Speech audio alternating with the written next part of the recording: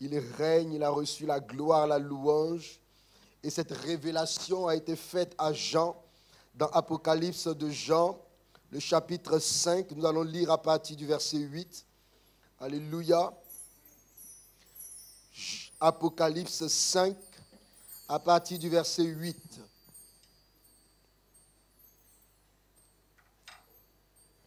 Commençons déjà au verset 6.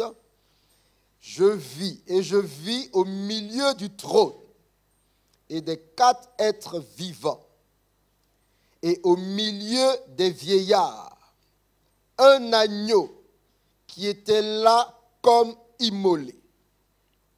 Il avait 7 cornes et 7 yeux, qui sont les 7 esprits de Dieu envoyés par toute la terre. Il vint et il prit le livre de la main droite de celui qui était assis sur le trône. Et quand il eut pris le livre, les 4 êtres vivants et les 24 vieillards se prosternèrent devant l'agneau, tenant chacun une harpe et des coupes d'or remplies de parfums.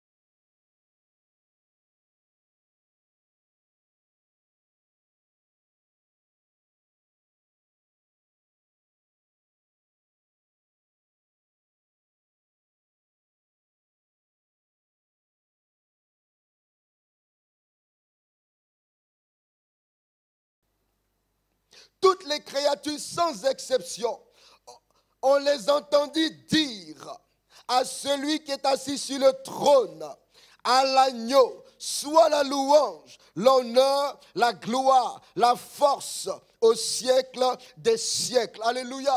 C'est pour cela que ce matin, nous ne voulons pas nous retenir. Ce matin, nous ne voulons pas être timides. Ce matin, nous ne voulons pas nous taire. Car nous sommes appelés, au même titre que toutes ces créatures, à proclamer la grandeur, à célébrer celui qui est digne de recevoir la louange, l'honneur, la gloire, la force, la puissance de génération en génération et d'âge en âge. Est-ce que si tu es une créature, nous pouvons l'acclamer, nous pouvons le bénir, nous pouvons le célébrer. Il a fait de nous encore de nouvelles créatures. Nous le bénissons et ce matin, il y a des cantiques que le groupe musical a préparés pour nous et il y a des cantiques nouveaux qui viendront de notre âme et de notre esprit pour célébrer notre Dieu. Alléluia.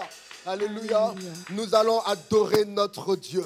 Nous allons bénir le Seigneur. Groupe musical, à vous. Nous pouvons nous rasseoir. Prends la position qui te sied. Adopte l'attitude qui te sied. Mais une attitude d'adorateur pour adorer notre Dieu et le bénir. Que le nom du Seigneur soit béni. Amen. Alléluia. Nous voulons dire à toi la gloire ressuscité, Alléluia. vivant pour toujours. C'est le numéro 65 de nos recueils. Alléluia. Gloire à toi. À toi la gloire, ô ressuscité. Ô ressuscité. À toi la victoire pour l'éternité. Nous reprenons à toi la gloire. À avec toi lui. la gloire. À toi la gloire. Ô ressuscité. Merci Seigneur. Ô ressuscité. À toi la victoire. À toi la victoire pour l'éternité. Brillons de lumière. Brillant de lumière, l'ange est descendu. Il roule la pierre. Il roule la pierre du tombeau. Oh, merci Seigneur. Tu as vaincu le tombeau. Gloire. À toi la gloire. Ô ressuscité. Ô ressuscité. À toi la victoire pour l'éternité. Vois-le paraître. Oui, c'est lui, c'est Jésus. C'est lui, c'est Jésus, Il est ton sauveur. ton sauveur, ton maître. Ne doute plus. Oh, ne doute plus. Sois dans l'allégresse. Sois dans l'allégresse, Peuple du Seigneur. peuple du Seigneur, Et redis sans cesse. et redis sans cesse Que Christ est vainqueur. que Christ est.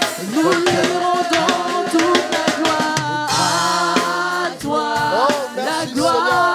À toi la gloire et la louange. Ô ressuscité, À toi la victoire. à toi la victoire pour l'éternité. Est-ce que je craindrai encore?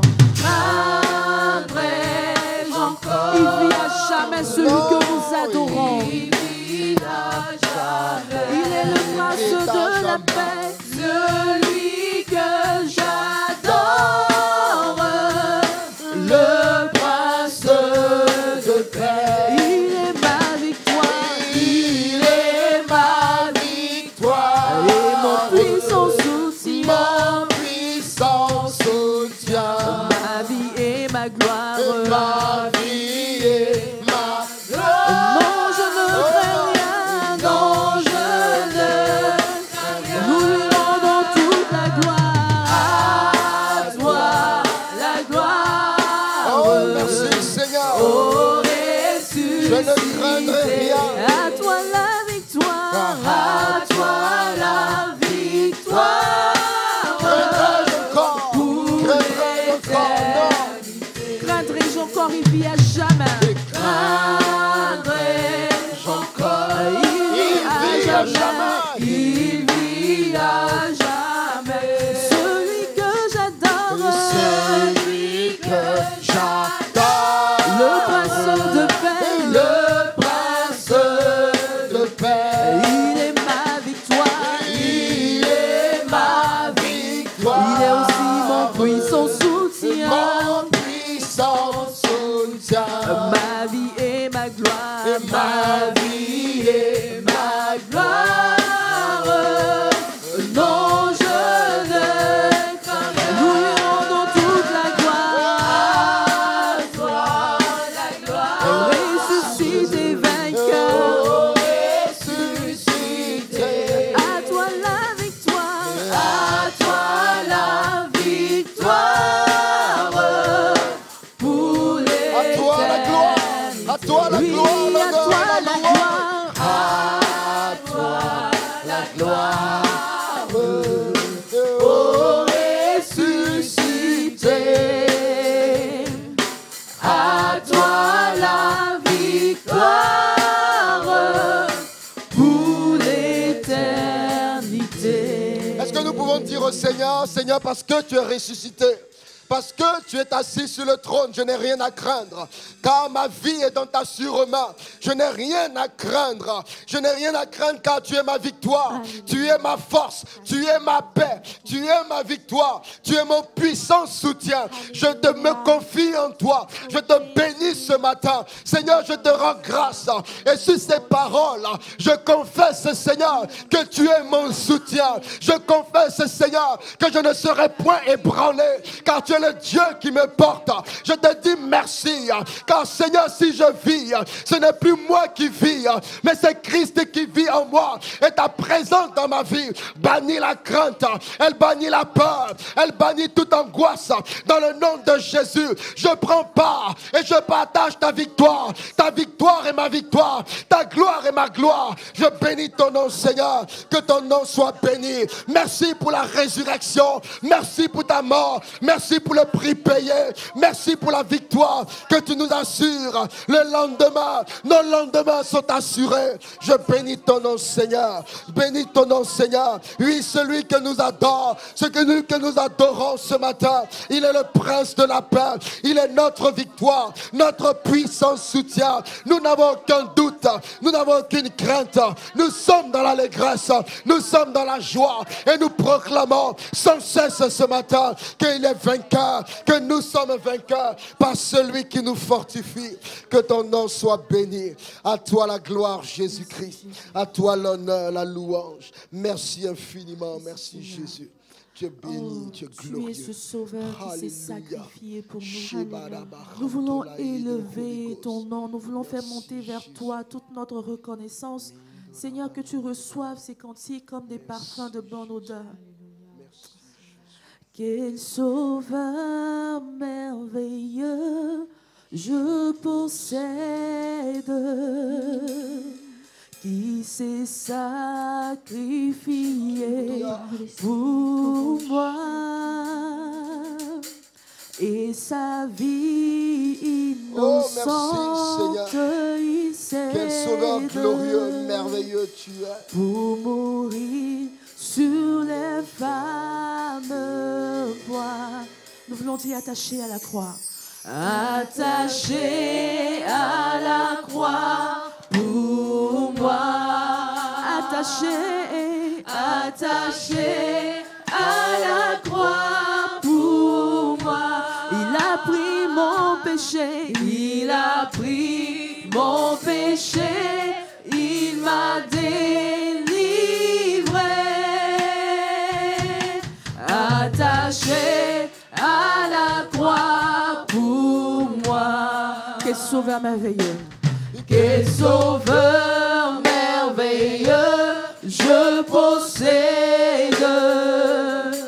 Il s'est sacrifié pour moi,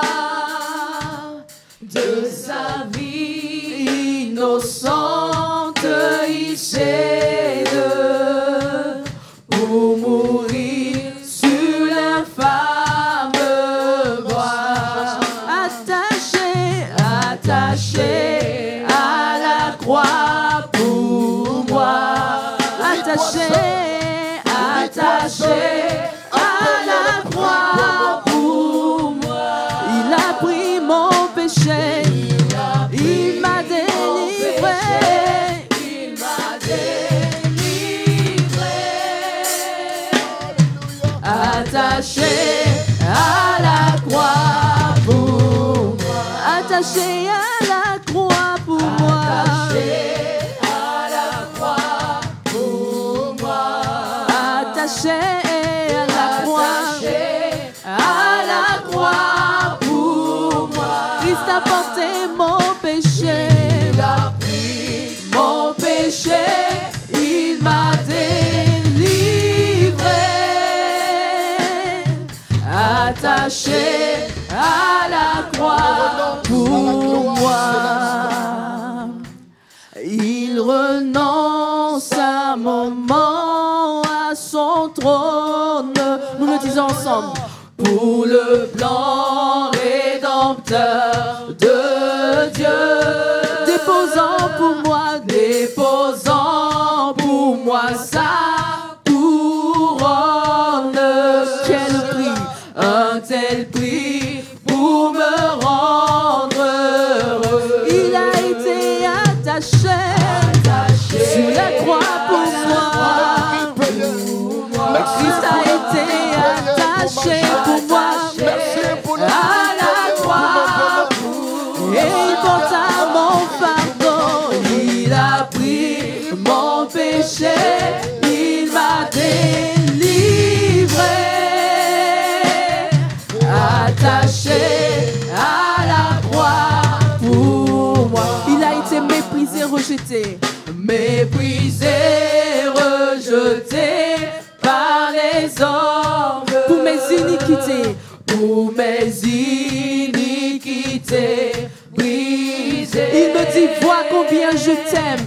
Il me dit, vois combien je t'aime.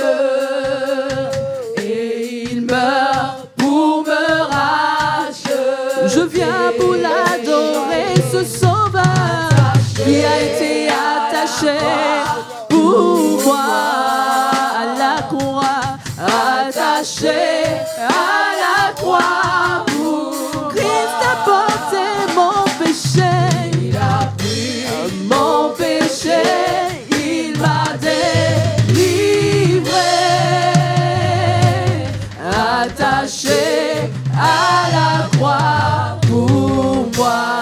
Le salut accompli sur la terre. Le salut accompli sur la terre. Mon sauveur remonta au ciel. Mon sauveur remonta au ciel. Mais bientôt il va reparaître.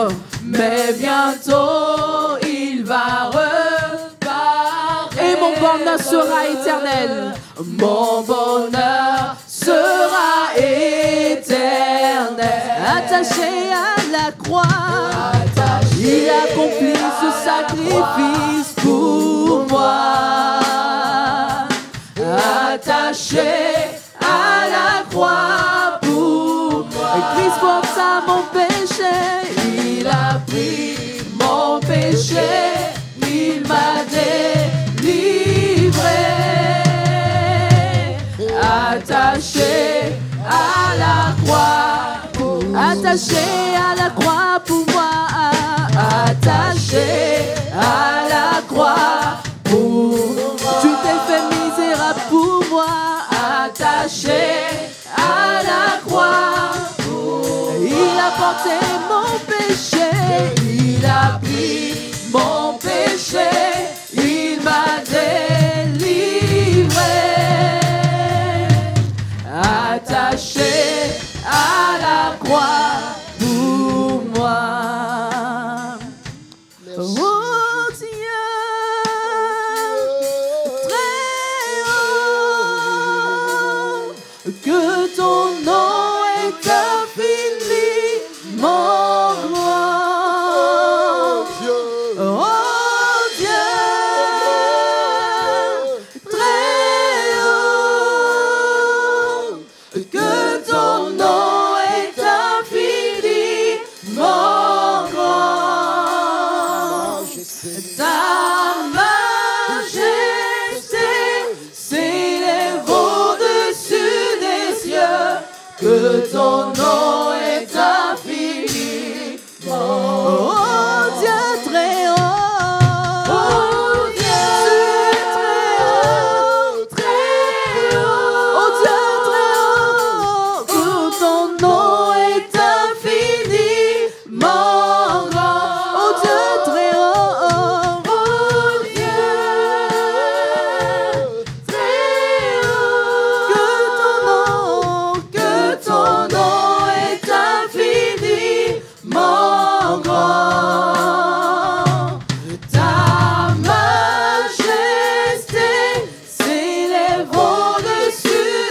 cieux, que ton nom est infini, que ton nom est infini, mon grand Dieu. Ton nom est infini, mon grand. Que ton nom est grand, que ton nom est infini, mon grand. Ta majesté s'élève jusqu'aux cieux, au-dessus de tous les noms, s'élève au-dessus des cieux, que ton nom est infini, ton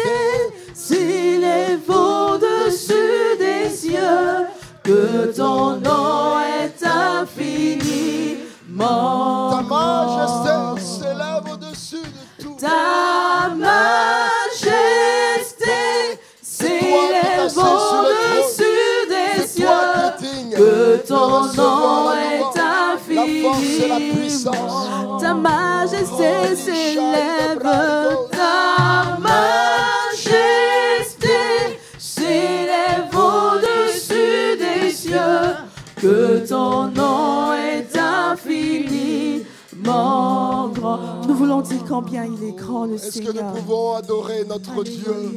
Est-ce que tu Nous peux voulons lui dire dire combien de fois il est grand? Combien il est grand dans ta vie? Combien il est grand dans tes circonstances? Combien il est grand dans ton cœur? Combien il est grand pour ton salut? C'est lui qui sauve et c'est lui qui t'a sauvé. Est-ce que tu peux proclamer la grandeur de ton Dieu, magnifier sa sainteté, sa seigneurie? Oui, tu es grand, Seigneur. En dehors de toi, il n'y a point d'autre Dieu. Ta grandeur surpasse toutes choses. Merci, Seigneur. Nous croyons dans un Dieu grand. En dehors de toi, il n'y a point de Dieu. Tu es l'unique et tu es le véritable. Nous te remercions, nous te bénissons, nous t'adorons. Tu es le véritable, tu es le Seigneur des seigneurs des seigneurs. Tu es le Dieu qui sauve. Tu es grand, assis sur le trône et digne de recevoir la louange et la gloire. Merci pour ta grandeur dans nos vies, Seigneur. Merci pour ta grandeur que tu manifestes avec tant de force, de puissance et d'autorité dans nos corps qui sont malades, pour nous guérir, pour nous secourir. Nous te disons merci pour la grandeur de ton nom. Le nom de Jésus est le nom grand, le nom qui sauve, le nom au-dessus de tout nom, devant lequel tout genou fléchit. Que ton nom soit béni. À toi la gloire, à toi la louange. Digne es-tu, Seigneur. Combien Merci, Dieu est grand. merci, Je veux chanter combien Dieu est grand. je veux proclamer, et tous verront Merci, combien Dieu est grand. Est-ce que nous pouvons le dire ensemble? Combien il est grand, combien il est grand, Dieu est grand. Chantons-le combien, chantons-le combien. Dieu est grand et tous verront combien, combien Dieu est grand. Nous voulons le chanter, combien il est grand.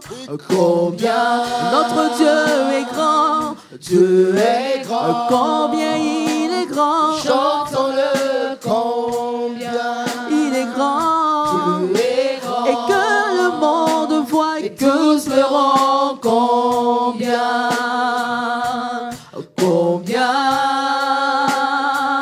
Dieu est grand.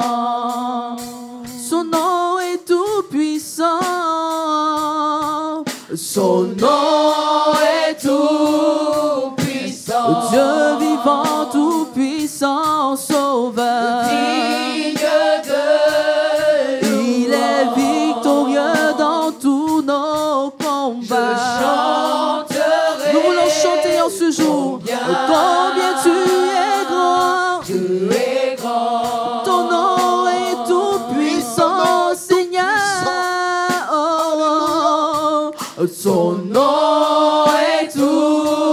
Il est Dieu vivant, tout puissant, sauveur. Digne de louange. Victorieux dans tous nos combats. Tu es victorieux dans tous Il nos est combats. grand, Tu Dieu es est victorieux. grand. C'est toi qui as la victoire.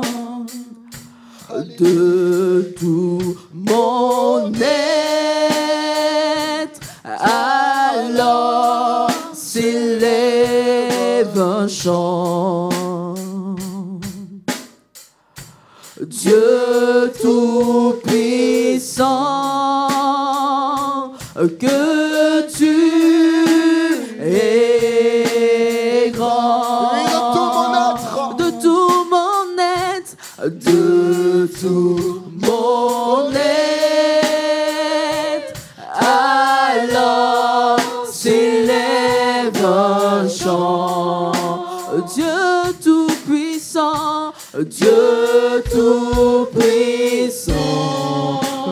que tu es grand, que tu es grand. Je veux chanter de tout mon être, Allah, de tout mon être, alors s'élève un chant.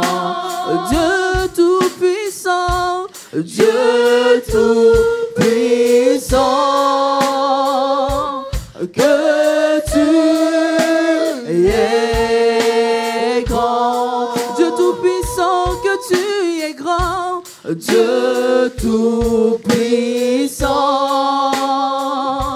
que tu es grand.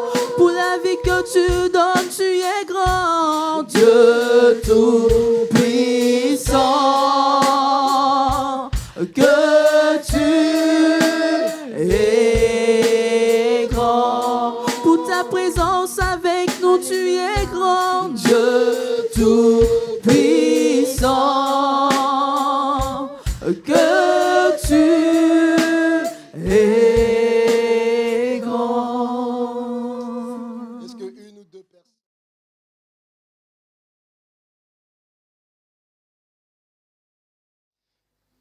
Que le Seigneur bénisse notre frère, le diacre Kanga, qui s'est laissé vraiment conduire par le Seigneur. Je bénis Dieu, je bénis le Seigneur pour sa vie. Et heureusement que le Saint-Esprit conduit les choses. Juste après l'intervention de notre frère de l'école de Béret, Dieu m'a mis cette pensée du pardon dans le cœur. Et j'ai voulu la porter avec hésitation. Je dis, bon, le culte est avancé et Dieu permet à son serviteur de parler de ça. Je vous rends un témoignage que j'ai expérimenté hier. Alors que j'appelle une sœur, une maman dans l'église, je l'appelle pour prendre de ses nouvelles. Pendant que vous pouvez vous lever pour prendre le repas du Seigneur. Vous pouvez vous lever pour prendre le repas du Seigneur pendant que je rends ce témoignage. Merci.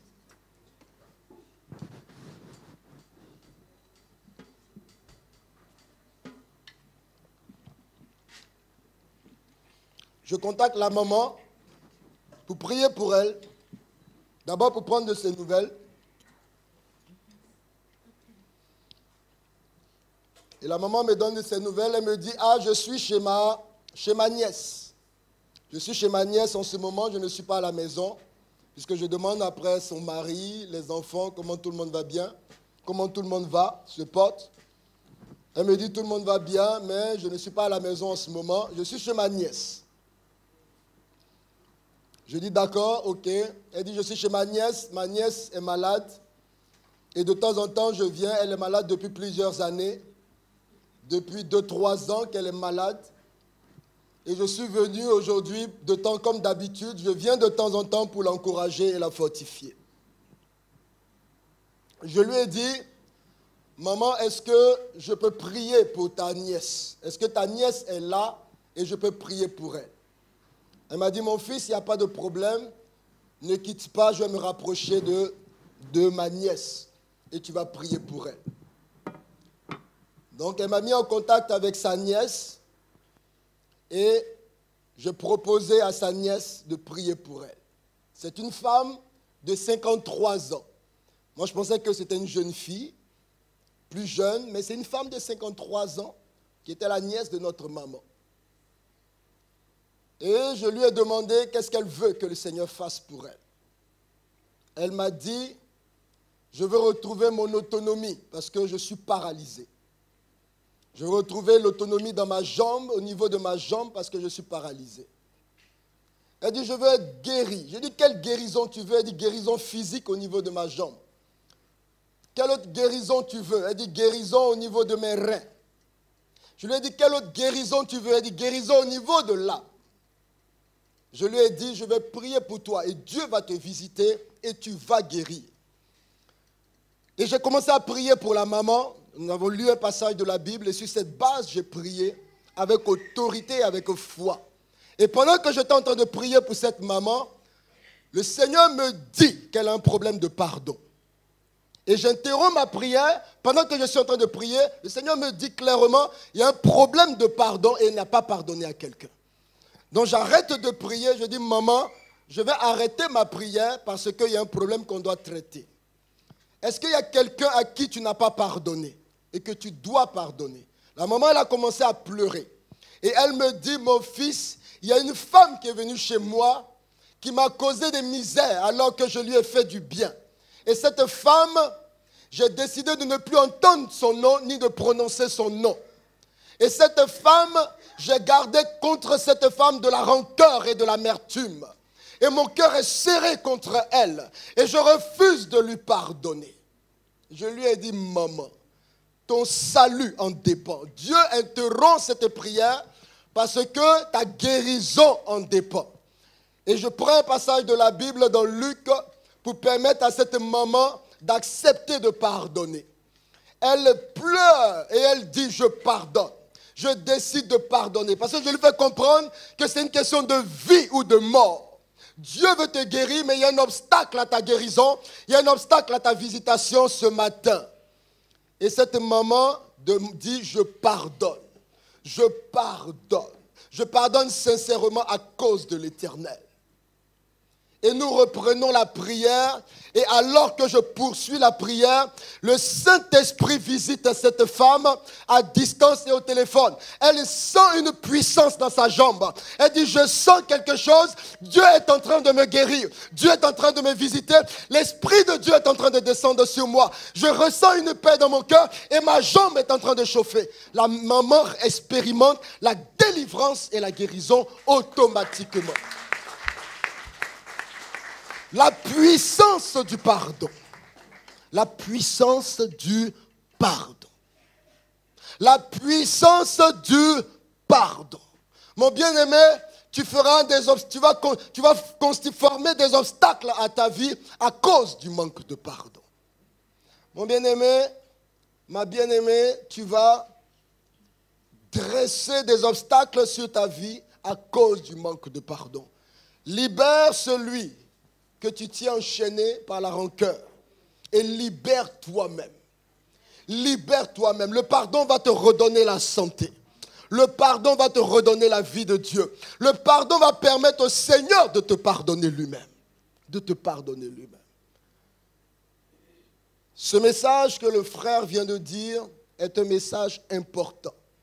Et il est important, mon bien-aimé frère, et ma soeur, de sonder ton cœur et de te délivrer, de te libérer de toute forme de rancune et de rancœur. Laisse tomber. Laisse tomber.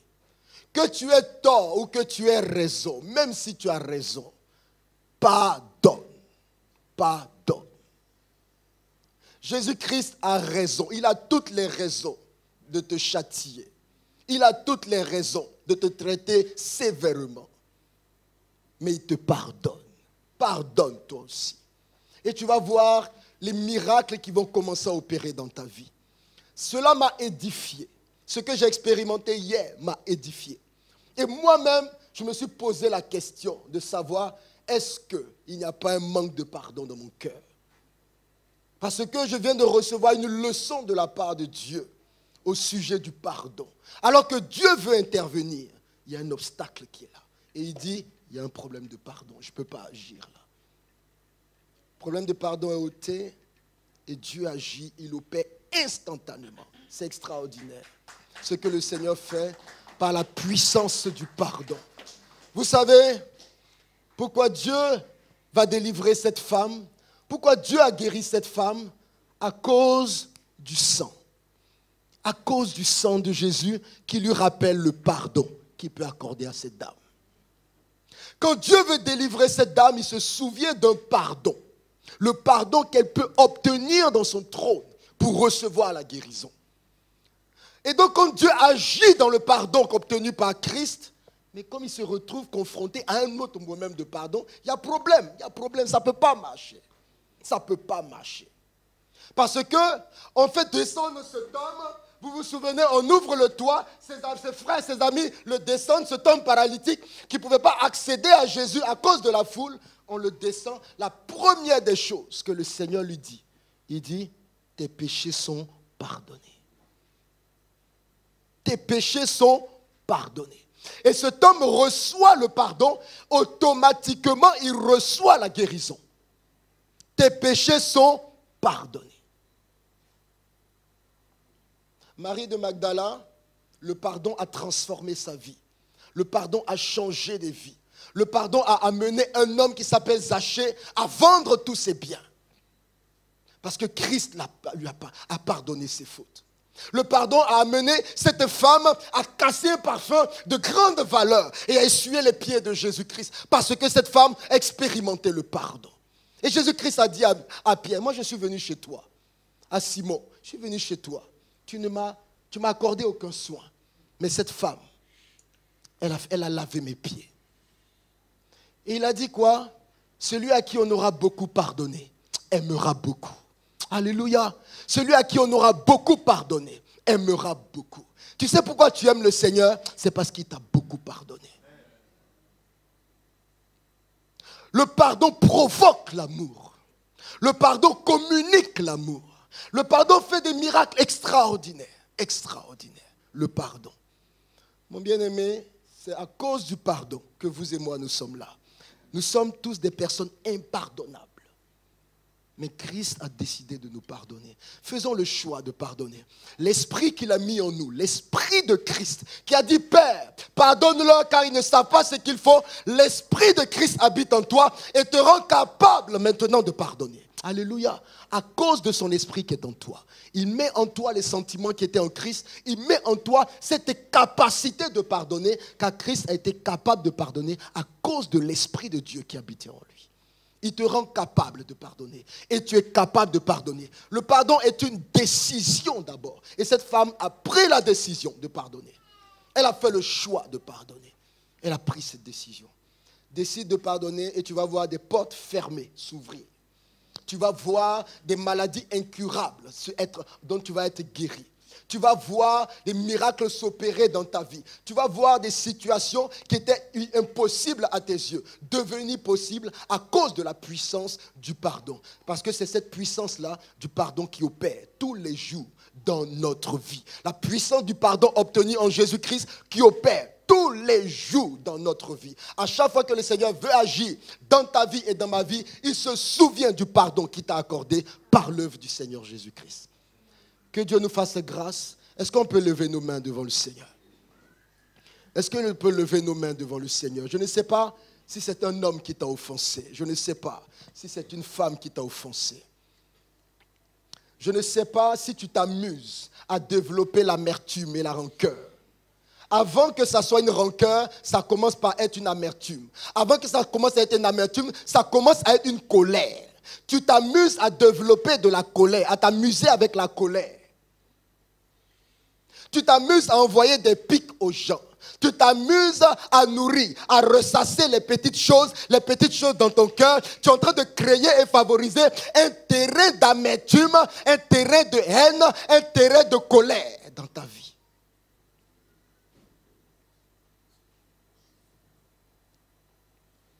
Tu es en train de favoriser un terrain de colère, un terrain de haine, un terrain de querelle dans ta vie. Pour les petites choses, tu te mets en colère. Pour les choses insignifiantes, on ne doit pas te parler comme ça. Pourquoi on t'a dit comme ça? Pourquoi on a parlé comme ça? Pourquoi on a haussé le ton? Pourquoi on a fait... Pour toi, tu es comment et puis on ne peut pas te parler? On ne peut pas t'offenser. Pourquoi on ne peut pas t'offenser?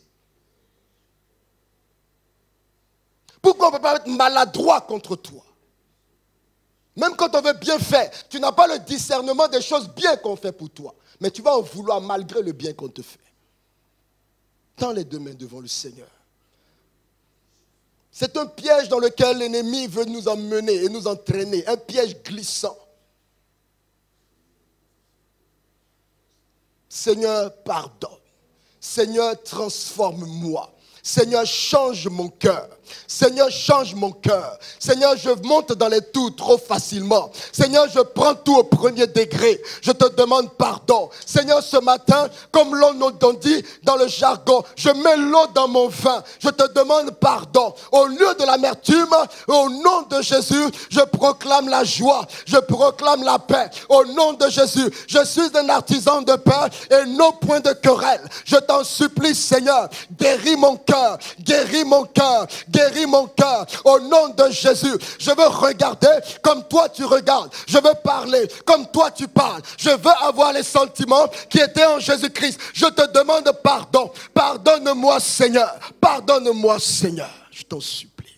Transforme-moi, Saint-Esprit. J'ai besoin de toi. Transforme-moi au nom de Jésus-Christ. Au nom de Jésus-Christ, délivre-moi de cette oppression.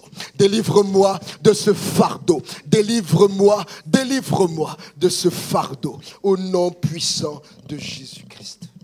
Au nom puissant de Jésus-Christ. Alléluia. Alléluia. Toutes ces informations ne vont pas nous laisser distraire. On est venu pour louer notre Seigneur. Et donc, on va le louer, on va l'adorer. Alléluia. Donc, si vous êtes d'accord avec moi, vous allez chanter ce chant avec le groupe musical. C'est lui qui tient nos vies entre ses mains. C'est lui qui tient ce temple entre ses mains, n'est-ce pas? Amen. Alléluia. Amen. Hey. Merci Seigneur pour la vie que tu tiens entre tes mains. C'est lui qui tient nos vies dans ses mains. Comme une bille de bois dans ses mains. Les océans, les mers dans ses mains. Le monde entier dans ses mains. Ensemble. C'est lui qui tient nos vies dans ses mains. Comme une bille de bois dans ses mains. Les océans, les mers dans ses mains. Le monde entier. C'est lui qui tient nos vies. Comme une bille de bois dans ses mains. Les océans, les mers dans ses mains. Le monde entier dans ses mains. Les gens sont trop... Il ne fait pas encore bien froid. Donc quand le froid va venir, là, c'est comment maintenant? Comment on fait? Donc on va se lever. Alléluia. Alléluia. On va bouger un peu pour notre Dieu. On va se réjouir. Alléluia. C'est lui qui tient. Nos C'est vies. une bonne nouvelle. Ce chant est une bonne nouvelle. Alléluia. On n'est pas en train de t'annoncer un décès. On n'est pas en train de t'annoncer un problème. On est en train de te donner une bonne nouvelle qui doit normalement provoquer une réjouissance. Alléluia. Alléluia. Donc, il faut nous montrer comment tu te réjouis, comment tu es heureux quand tu reçois une bonne nouvelle. Alléluia. Que le nom Amen. du Seigneur Encore soit béni. ensemble. C'est lui qui tient nos vies dans ses mains. Comme une bille de bois dans ses mains. Les océans, les mers dans ses mains. Le monde entier. Encore une fois, c'est lui qui tient. Alléluia. C'est Jésus qui tient nos vies. Les océans, les mers dans ses mains. Le monde entier. Oh, alléluia. Alléluia. Amen. C'est par sa grâce que nous sommes sauvés. Alléluia. Les océans, les mers dans ses mains. Le monde entier. Oh, alléluia. Alléluia. Amen. C'est par sa grâce que nous sommes sauvés. Les océans, les mers dans ses mains. Le monde entier. Oh, c'est lui qui tient nos vies. Il tient nos vies. Il tient ta vie et ma vie entre ses mains. Dans les océans, les mers dans ses mains. Le monde entier. Oh, alléluia. Alléluia. Amen. C'est par sa grâce que nous sommes sauvés. Les océans, les mers dans ses mains. Le monde entier. Oh, alléluia. Alléluia. Amen. C'est par sa grâce que nous sommes sauvés. Les océans, les mers dans ses mains. Le monde entier. Oh, Elishama, Elishama. Mon Dieu m'a entendu. Mon Dieu répond toujours. Son nom est Elishama. Elishama. Elishama. Mon Dieu toujours entend. Et il répond toujours. Toujours. Son nom c'est Elishama. Oh, quand j'ai crié, mon Dieu m'a entendu. Mon Dieu m'a répondu. Son nom est Elishama. Quand j'ai crié, mon Dieu, alléluia. Il répond toujours. Son nom est Elishama. Oh, Elishama, Elishama. Mon Dieu, entend toujours. Mon Dieu. Son nom est Elishama. Oh, Elishama. C'est le Dieu puissant, le Dieu qui entend, le Dieu qui répond. Mon Dieu répond toujours. Son nom est Elishama. Mon Dieu, mon Dieu, mon Dieu.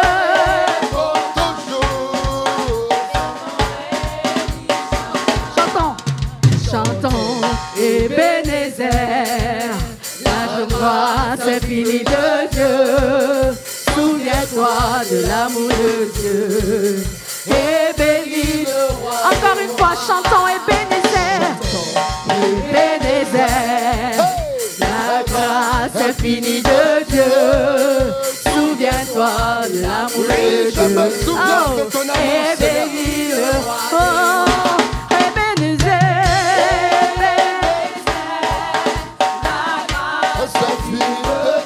Souviens-toi de l'amour de Dieu. Je me souviens de ta bonté. Oui, je me souviens de ton amour. Oui, je me souviens de ton pardon. Alléluia. C'est fini de Oh, souviens-toi. Souviens-toi de Jésus. l'amour de Dieu. Et bénis le roi des rois. Chantons Ebenezer, la grâce infinie de Dieu.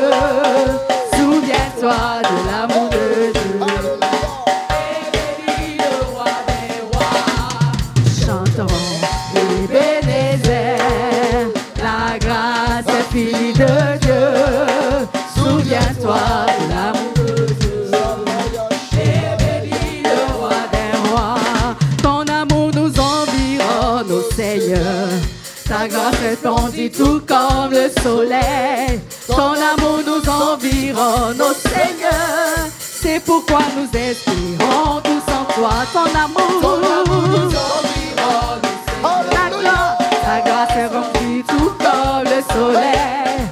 Ton amour nous environne, ô Seigneur. C'est pourquoi nous espérons ton amour nous environne, ô Seigneur. Ta gloire est remplie tout comme le soleil. Ton amour nous environne, ô Seigneur. C'est pourquoi nous espérons tous en toi. Gloire à ton nom. Gloire à son nom. Gloire à ton nom. Aime-t-on. C'est pourquoi nous espérons tous en toi. Gloire à ton nom. Gloire à son nom. Gloire à son nom. Aime-t-on. C'est pourquoi nous espérons tous en toi. Tu n'as pas exigé. Avant de manifester cet amour et ton bras de père, alléluia, pour nous arracher du feu. Tu n'as pas exigé encore. Non, Seigneur, avant de manifester cet amour, ton bras de père, pour nous arracher, alléluia, gloire à ton nom. Gloire à son nom, Seigneur, gloire à ton nom. C'est pourquoi nous espérons tous en toi. Gloire à ton nom, gloire à son nom, gloire à ton nom. C'est pourquoi nous espérons. Encore une fois, oh, gloire à ton nom, notre joie. Gloire à ton nom.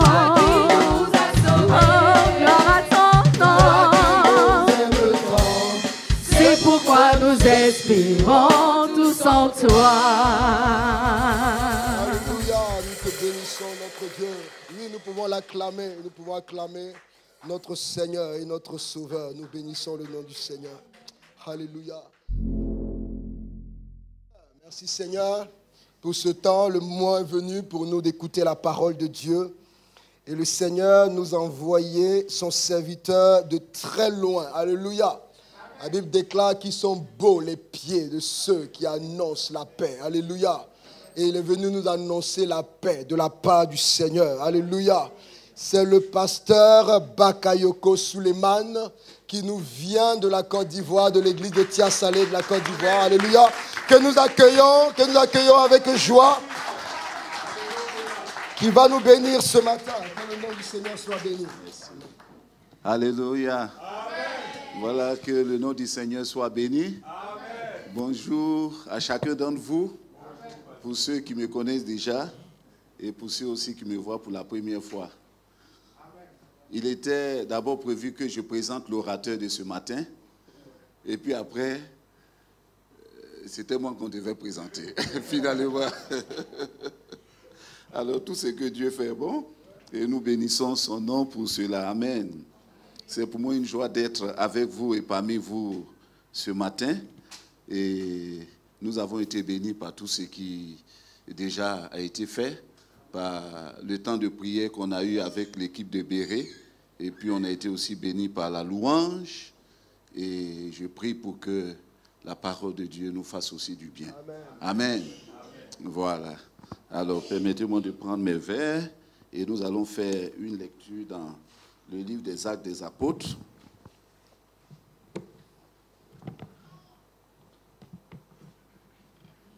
Actes des Apôtres.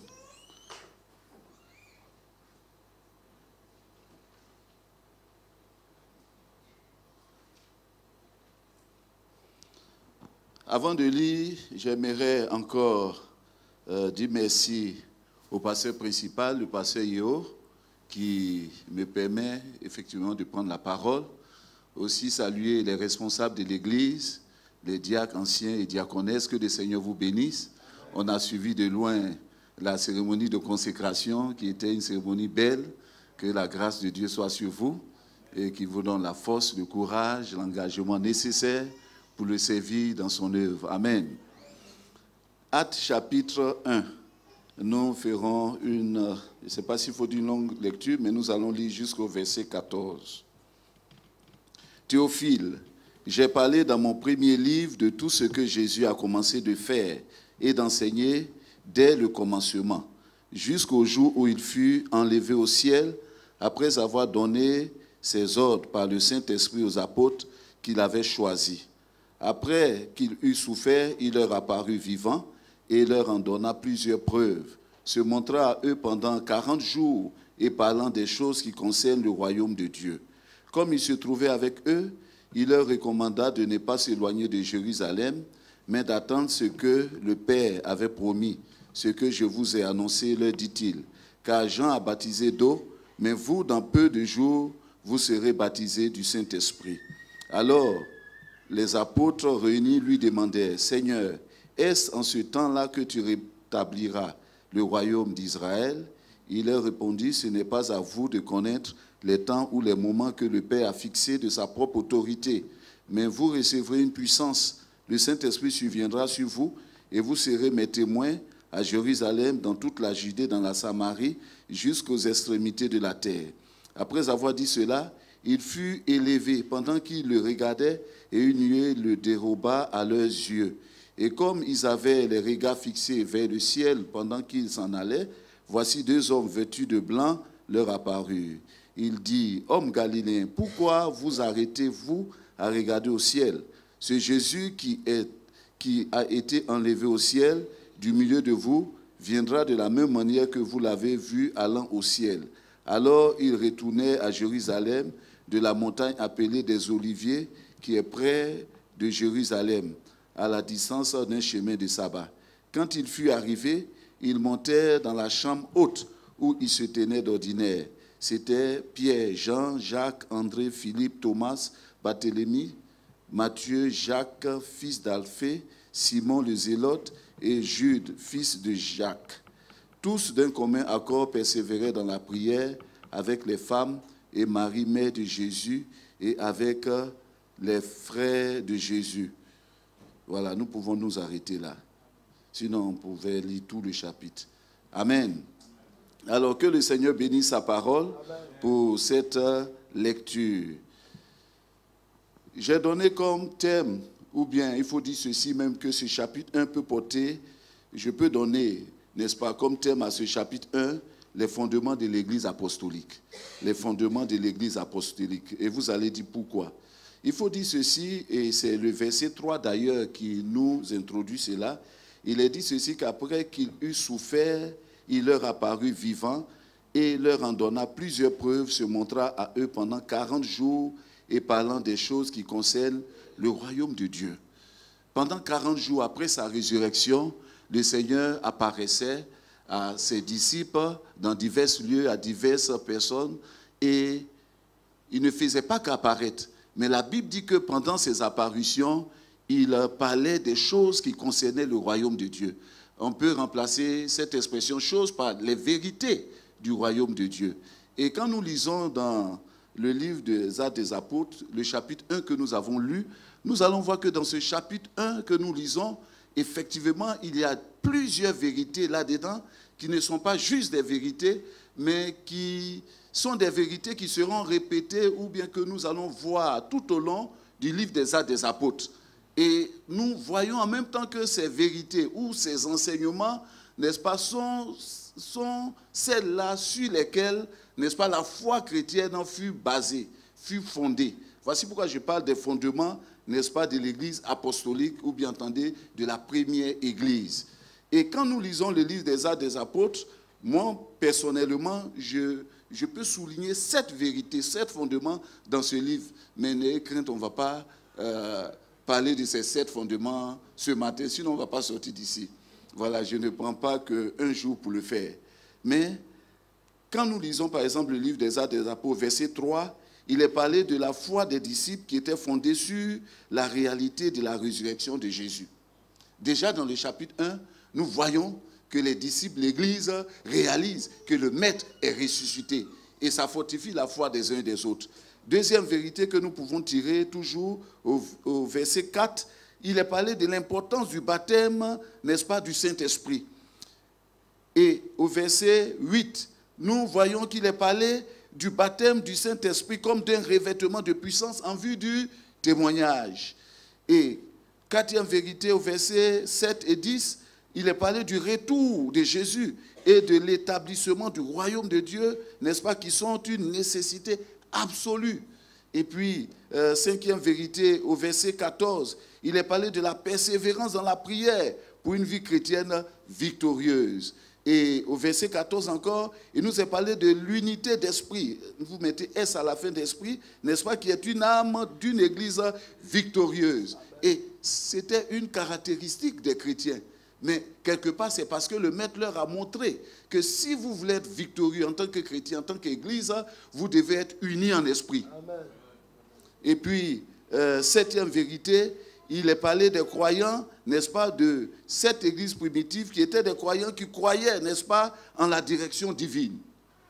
Et effectivement, tout chrétien qui veut vivre une vie chrétienne épanouie, une vie chrétienne victorieuse, une vie chrétienne, n'est-ce pas, avec son Dieu, doit croire en la direction divine, doit s'attendre à être conduit par Dieu. Parce qu'aujourd'hui, beaucoup de chrétiens ne savent plus ce que c'est que la direction divine. On veut se marier, mais on ne s'attend pas à Dieu pour avoir une femme. On ne s'attend pas à Dieu pour avoir un homme. On veut du travail et on ne s'attend pas à Dieu. Des fois, on ne demande même pas à Dieu. Quand on a des propositions, on ne cherche pas à savoir si c'est Dieu qui nous fait ces propositions ou bien si... Écoutez, des fois, le diable aussi fait des propositions.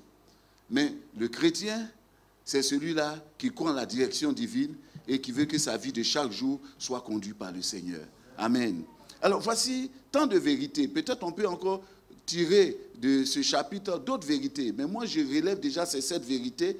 Et quand vous allez lire le livre des Actes des Apôtres, vous allez voir que les chrétiens de l'Église primitive croyaient en ces vérités et faisaient de ces vérités-là quelque part, n'est-ce pas, un principe, n'est-ce pas, un fondement sur lequel leur vie chrétienne même était basée. Amen.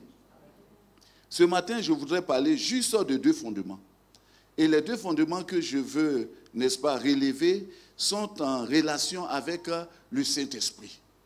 Sont en relation avec le Saint-Esprit. Et mon but, c'est d'amener chaque chrétien, chacun d'entre nous à comprendre, n'est-ce pas, que si nous voulons un ministère, n'est-ce pas, ou un service fructueux, n'est-ce pas, parce que nous sommes appelés à servir le Seigneur. Nous avons lu dans le livre de l'Apocalypse avec l'ancien Anan. Et si nous voulons un service de Dieu fructueux, épanoui, alors nous devons savoir que nous avons besoin du Saint-Esprit. C'est la solution pour que le ministère soit fructueux, pour que la vie chrétienne soit épanouie. La solution, c'est la plénitude du Saint-Esprit. Et j'aimerais encourager l'Église ce matin avec ces paroles-là. Vous parlez de, comment vous avez appelé ça, 7 quoi? Les 12 colonnes. Voilà. Et la solution, c'est la plénitude du Saint-Esprit. N'est-ce pas? Pour faire face à cela et vaincre. Le Saint-Esprit est tellement important. Et quand nous lisons le livre des Actes des Apôtres, d'ailleurs, nous comprenons que cette Église a existé et existe par le Saint-Esprit. Voici pourquoi, d'ailleurs, les savants de la Bible, ceux qui étudient la Bible, disent qu'en fait, Actes des Apôtres, ce n'est pas le thème que ce livre doit porter, mais plutôt c'est les actes du Saint-Esprit par les apôtres. Parce que c'est le Saint-Esprit qui a utilisé les apôtres pour poser ces différents actes de puissance.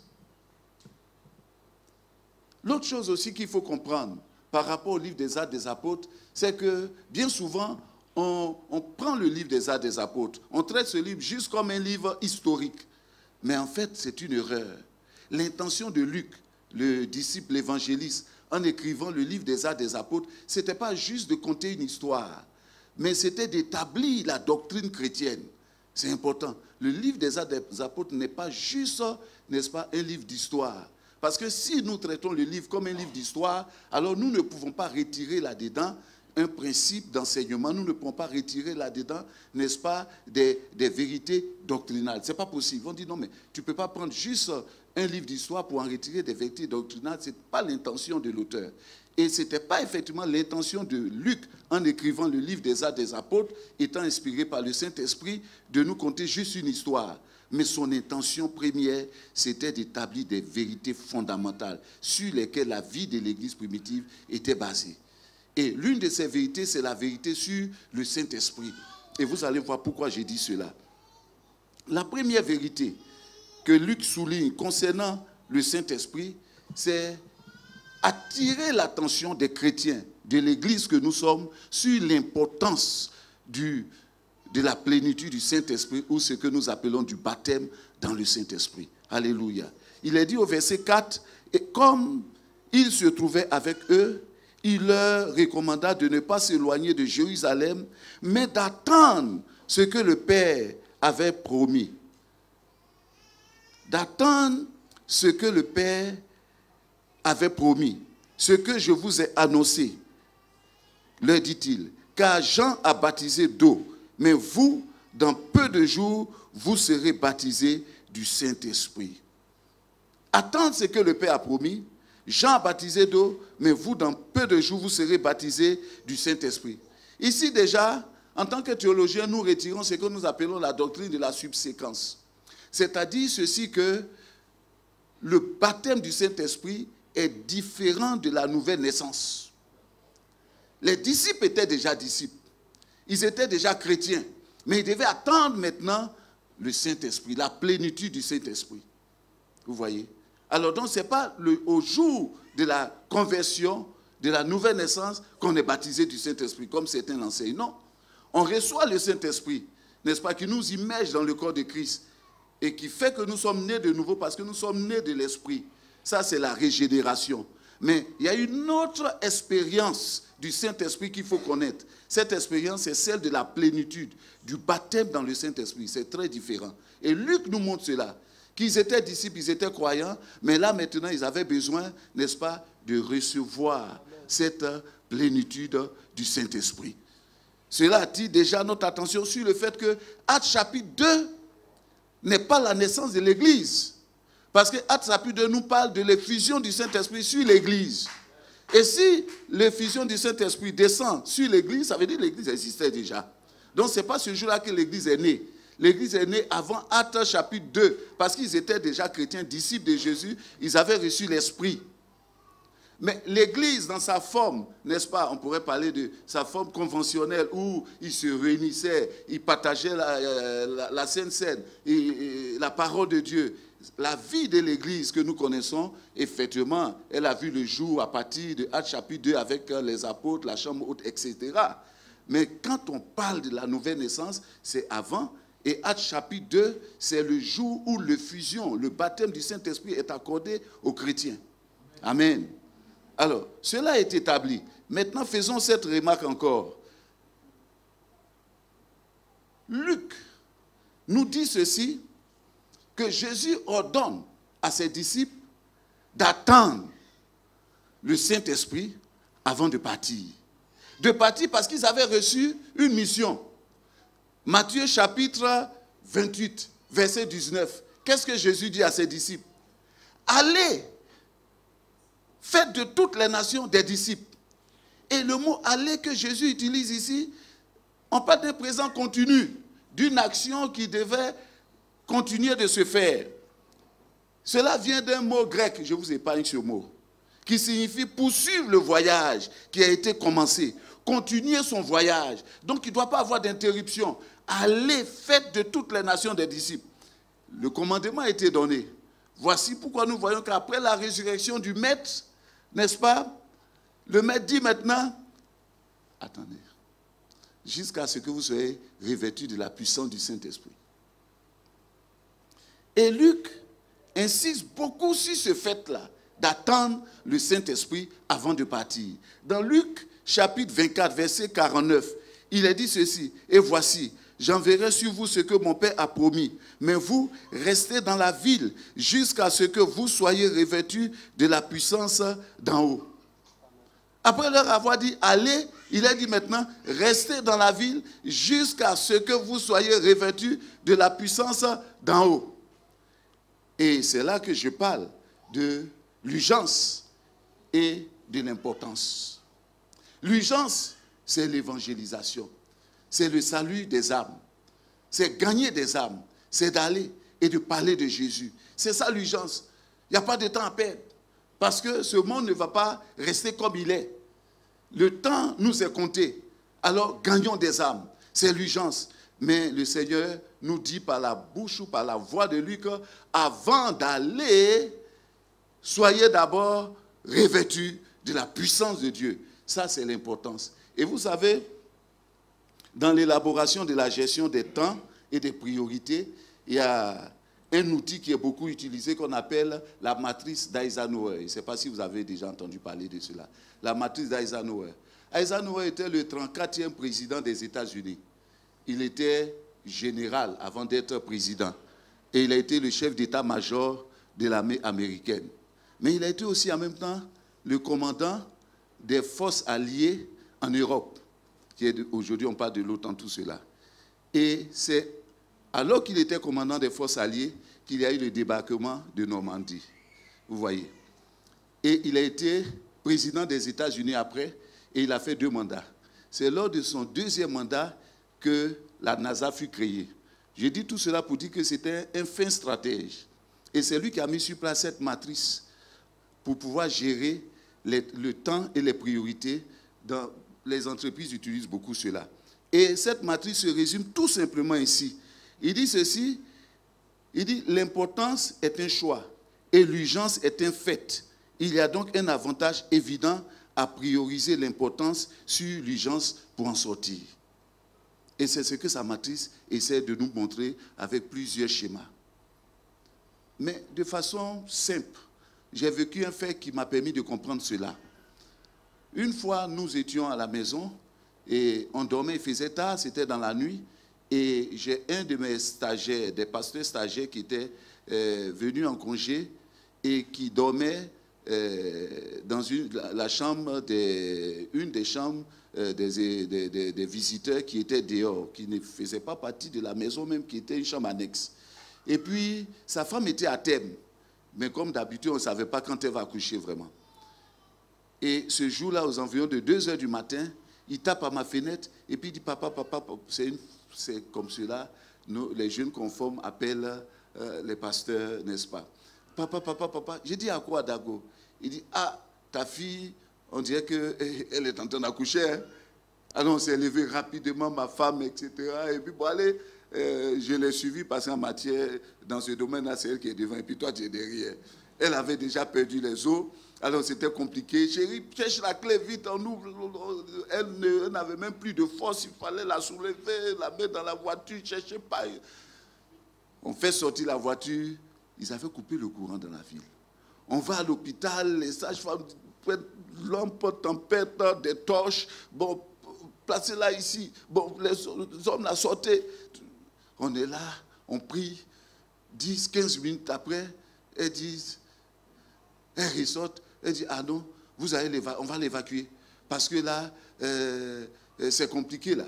Elle ne peut pas coucher normalement. Il faut une intervention. Et puis, il n'y a même pas de courant ici. Le docteur n'est même pas là. Donc, il faut l'évacuer. J'ai dit, montez dans la voiture. On continue ailleurs. Et puis, on avance vers l'hôpital qu'on appelle l'hôpital de Bordeaux, n'est-ce pas?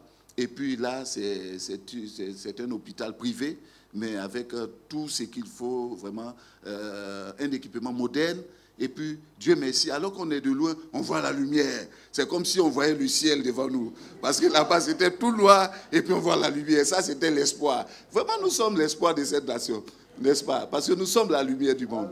On voit la lumière. Déjà, ça nous donnait un peu d'espérance. Et puis, donc, on va passer là-bas, ils ont des groupes. Donc, tout était en marche, les lampadaires étaient en marche là-bas, dans le noir. Et puis, on rentre, ils prennent la dame, il interne, il regarde tout. Il dit, on doit intervenir, mais on ne peut pas d'abord. Il faut d'abord chercher des poches de sang pour le faire. L'urgence, c'était l'accouchement, l'intervention. Mais l'important, c'était d'abord d'avoir du sang. Parce que sans le sang, alors on s'aventure dans l'inconnu. Il peut y avoir beaucoup de gâchis. On peut perdre même les atouts qu'on avait. Donc, ici, il fallait d'abord parer à l'importance, choisir l'importance avant l'urgence. Et je crois que c'est ce que Eisenhower nous explique dans sa matrice, nous montrer que l'importance est capitale. Et effectivement, nous devons évangéliser le monde. Nous devons servir le Maître.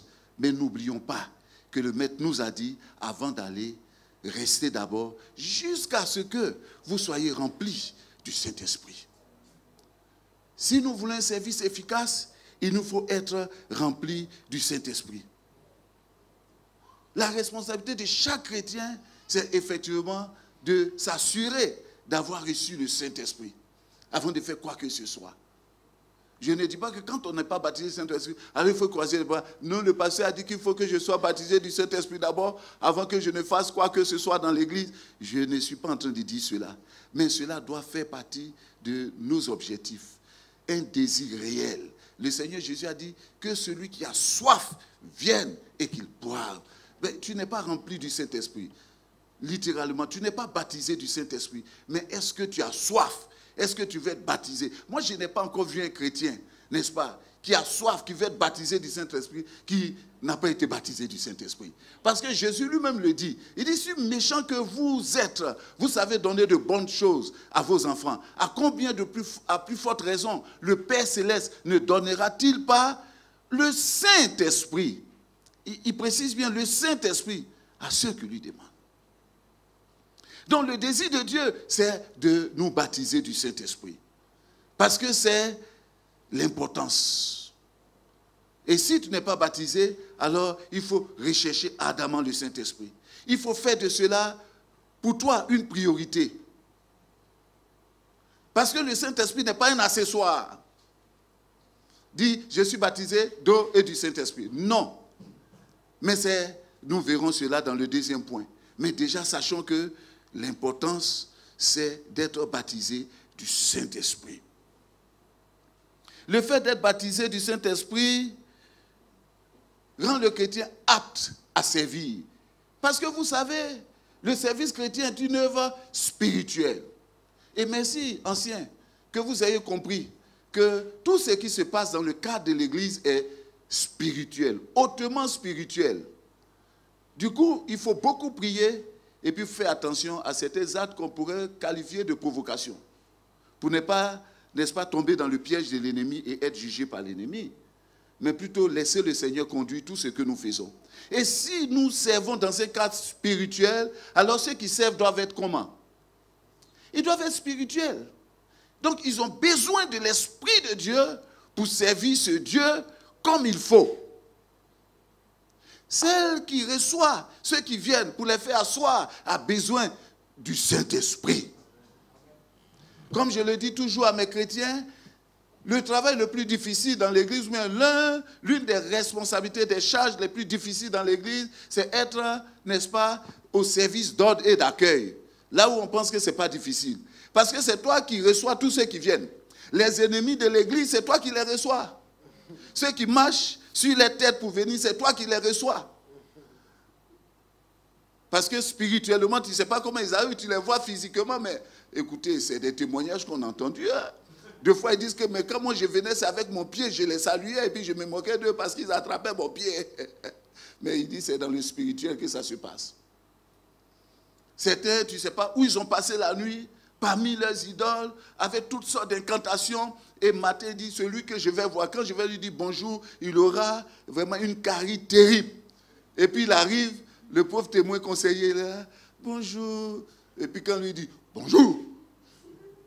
2 minutes après, tu ne sais pas ce qui se passe. Ah, écoutez, je suis obligé de retourner à la maison là. Tout à coup, j'ai une crise et je ne comprends pas pourquoi. Nous avons besoin du Saint-Esprit. Alléluia. Pour répondre un bonjour souriant et il est étonné. Mais j'ai dit bonjour, ça ne marche pas. Non, ça ne marche pas parce que celui-là, il est rempli du Saint-Esprit. Et il sert dans un cadre spirituel. Ça ne peut pas marcher. Amen. Il a l'Esprit de Dieu en lui. Et de telles surprises amènent toujours ceux-là qui défient Dieu à accepter le Seigneur. Quand ils rencontrent un homme, une femme remplie de l'Esprit de Dieu et qui comprennent que l'Esprit qu'ils ont, n'est-ce pas, est inférieur à l'esprit que celui-là a, alors il capitule devant l'Esprit de Dieu. Alléluia. Nous avons besoin du Saint-Esprit. Si nous voulons acclamer le Seigneur, acclamons le Seigneur. Alléluia. Parce qu'il est digne d'être acclamé. C'est lui qui nous donne son esprit. Le Saint-Esprit rend le chrétien apte dans le service. J'étais missionnaire au Sénégal. Et j'ai dit encore merci, certains parmi vous, vous le saviez, parce que l'église de Cergy, n'est-ce pas, la jeunesse, en ce temps-là, a eu à m'acheter mon tout premier véhicule au Sénégal, qui m'a beaucoup vraiment facilité la tâche, la charge d'ailleurs, là-bas au Sénégal. Mais je me rappelle, c'était Aubervilliers.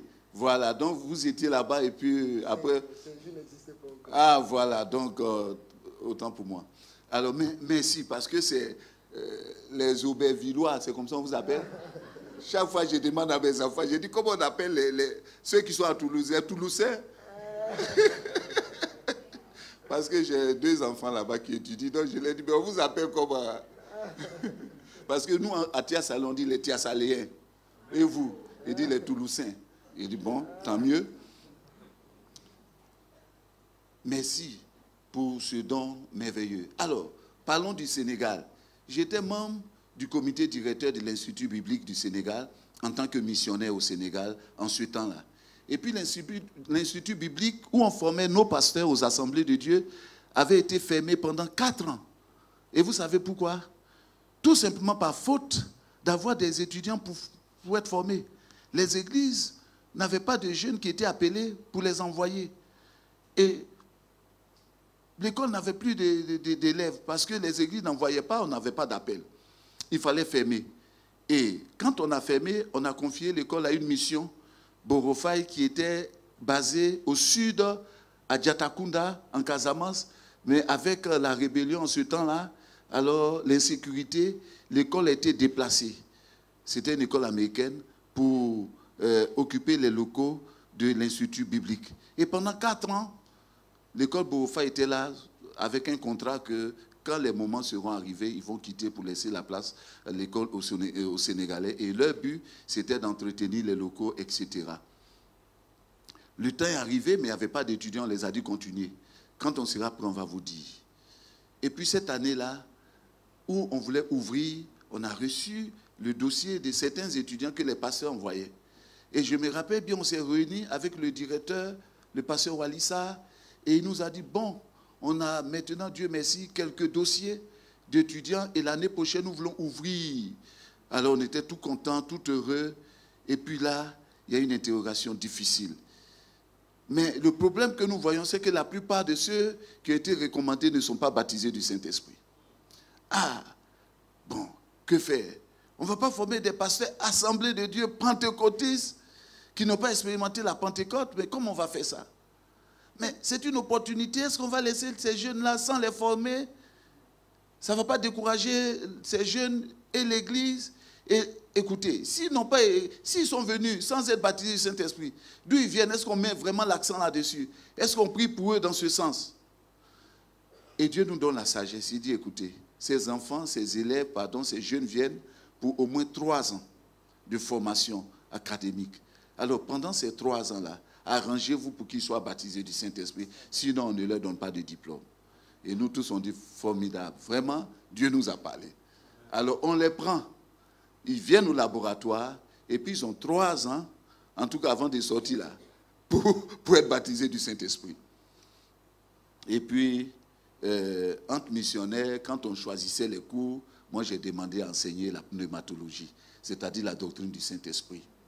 Et mon objectif, c'était qu'à la fin de ce cours, il faut que vous tous qui êtes là, qui n'êtes pas encore baptisés du Saint-Esprit, vous soyez baptisés du Saint-Esprit si vous voulez valider mon cours. C'était tout. Et mes objectifs, on aura des jeûnes de prière, j'ai donné les dates, on aura veillée de prière et personne ne doit manquer. Vous avez compris? Frère, avant la fin des 2 semaines que durait le cours, non, pas les 2 semaines, mais avant la fin de l'année académique, tous les élèves qui n'étaient pas baptisés du Saint-Esprit ont été baptisés du Saint-Esprit. En une seule année. C'est-à-dire avant la fin, parce que eux tous n'étaient pas en même temps. Mais l'Esprit de Dieu, vraiment, les a remplis. Le problème n'est pas au niveau du Seigneur, c'est à notre niveau. est-ce que nous nous exposons au Saint-Esprit? Est-ce que nous nous disposons au Saint-Esprit? Est-ce que nous désirons être remplis du Saint-Esprit? Tu vois, mais pasteur, on ne m'a jamais imposé les mains pour que je sois baptisé du Saint-Esprit. Mais ce n'est pas juste l'imposition des mains qui donne le Saint-Esprit. C'est Jésus qui baptise du Saint-Esprit. Je connais certains qui dormaient. Et alors qu'ils dormaient, ils se réveillent, n'est-ce pas, en train de parler en langue, C'est les femmes qui ils sont agitées, ils parlent en langue. C'est comme ça. Je connais d'autres, on a prié pour eux pendant la veillée de prière, ils n'ont pas été baptisés du Saint-Esprit. Et ils allaient à vélo, ils retournaient chez eux, et puis ils ont senti une chaleur, un désir de louer Dieu. Ils sont descendus du vélo, commencé à louer, et puis ils ont commencé à parler en langue, ils ont été baptisés comme ça. L'Esprit souffle où il veut, comme il veut, personne ne peut le retenir. Alléluia. Ce qu'il veut, c'est des hommes, des femmes disponibles, disposés, et qui veulent être remplis du Saint-Esprit. Le problème, ce n'est pas au niveau de notre Dieu, mais c'est chacun d'entre nous qui doit se disposer à la présence de Dieu et comprendre que c'est important pour le chrétien. Frère, nous sommes dans les derniers temps. Et rappelez-vous de ce que le Seigneur Jésus dit. Il dit, dans les derniers temps, il y aura des temps difficiles. Difficiles parce que les hommes seront difficiles. Mais difficiles aussi parce que toutes sortes d'esprits vont agir. Et même dans l'Apocalypse, Jean dit, j'ai vu des esprits qui ont été envoyés vers les rois de la terre. Des esprits de démons pour, n'est-ce pas, les influencer, les manipuler, pour les attirer pour le combat d'Armageddon. Donc même les gouvernants seront sous toutes sortes d'influences. Mais le Seigneur ne nous laisse pas, ne nous abandonne pas. C'est dans cette période-là qui donne rendez-vous à son Église. Parce qu'il dit, dans les derniers temps, je répandrai de mon esprit sur toute chair. Alléluia. Amen. Là où ça sera difficile, il dit la solution sera le Saint-Esprit. Alors imagine-toi d'être dans ces temps-là sans le Saint-Esprit. Ça ne doit pas être facile, n'est-ce pas? Mais ce matin, je crois que le Seigneur voudrait que je te dise qu'il y a une solution et c'est le Saint-Esprit. Et ce matin, il veut que cela soit réparé pour toi, que tu reçoives le Saint-Esprit, que tu reçoives cette plénitude du Saint-Esprit. Amen. Amen. Et le deuxième point, et nous allons prendre juste un peu de temps pour prier, c'est que la deuxième vérité que je retire de Actes chapitre 1, liée toujours au Saint-Esprit, c'est que non seulement il est important pour chaque chrétien d'être baptisé du Saint-Esprit, mais Luc nous dit ceci, que le baptême dans le Saint-Esprit est un revêtement de puissance en vue du témoignage. Et nous disons qu'ici, parlant de la doctrine du Saint-Esprit, n'est-ce pas, Luc attire notre attention sur la doctrine, n'est-ce pas, du Saint-Esprit que nous appelons la doctrine du signe initial. La doctrine du signe initial. Il nous montre ceci, que quand on reçoit la puissance du Saint-Esprit, alors il y a un signe. Ça se sent, ça se voit, ça se constate. Ce n'est pas juste la personne qui dit « je suis baptisé ». Oui, elle peut le dire, mais très souvent, quand elle reçoit cela dans un milieu, alors ceux qui sont à côté sentent que quelque chose d'extraordinaire, quelque chose de différent a lieu dans la vie du frère, de la sœur, parce qu'il y a un signe. Et nous parlons de la doctrine du signe initial, et très souvent ce signe, c'est le parler en langue. Des fois, ça vient avec des prophéties, des chants en langue, etc. Mais il y a toujours les langues qui accompagnent le baptême dans le Saint-Esprit. Alléluia.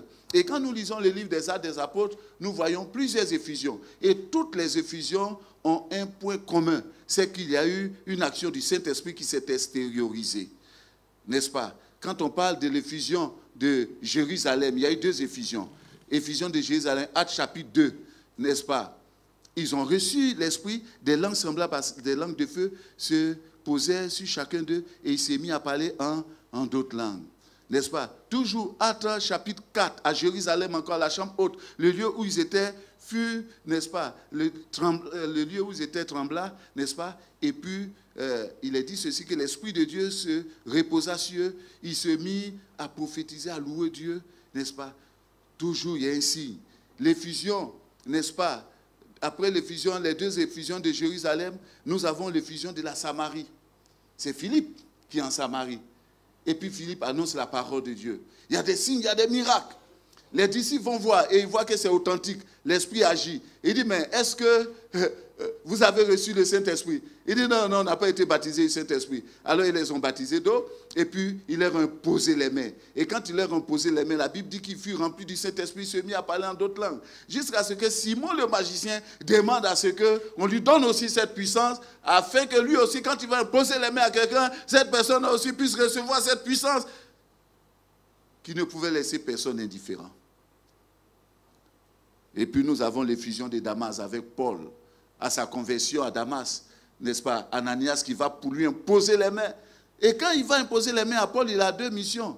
Il dit, le Seigneur m'a commissionné pour venir, n'est-ce pas, pour t'imposer les mains, afin que tu sois guéri et que tu reçoives le baptême dans le Saint-Esprit. Et au même moment qu'il a imposé les mains, les écailles sont tombées de ses yeux. Et plus tard, Paul pouvait dire, je parle en langue plus que vous tous. Alléluia. Et nous avons l'effusion de Césarée chez Corneille, n'est-ce pas? Et là, quand Paul parle, Pierre prêche dans la maison de Corneille. Il ne pouvait pas imposer les mains à ses païens. C'était dangereux. Il pouvait être lapidé par sa propre délégation parce qu'ils étaient tous juifs très ancrés dans la loi. Et donc, ils observaient Paul. Et puis, ils faisaient attention. Regardez Paul. Quand il arrive à Corneille même, il dit que tu sais qu'il n'est pas permis à un juif comme moi d'entrer chez toi. Mais c'est à cause de ce que le Seigneur me dit que je fais une exception là. Mais on va faire vite, hein, parce que nous, on veut quitter ici. Donc là, ce n'était pas possible qu'on lui impose les mains. On ne pouvait même pas imaginer qu'un païen, n'est-ce pas, allait recevoir le Saint-Esprit. Mais il prêche. Vous savez comment Dieu a oint de force et de puissance. C'est Jésus de Nazareth, allant de lieu en lieu, guérissant les malades, etc.